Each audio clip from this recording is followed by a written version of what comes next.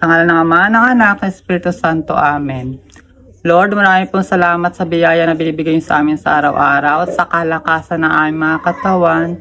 At sana po pagalingin na po ako sa aking pagkakaroon ng sakit. At saka po, Lord, may isa lang po akong hinihiling sa inyo. Sana po, dahil po gipit po kami ngayon at wala po kami kakayahan sa panggamot ko sa aking katawan, sana po bigyan niyo po ako kahit 1,000 pang tustos ko po sa aking pangangailangan sa aking pagkakaroon ng sakit.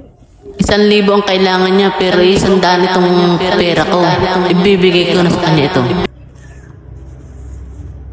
Lord, kung sakali man po na bigyan niyo po ako ng tulong, ay huwag niyo na po sana ipadaan sa aking inay.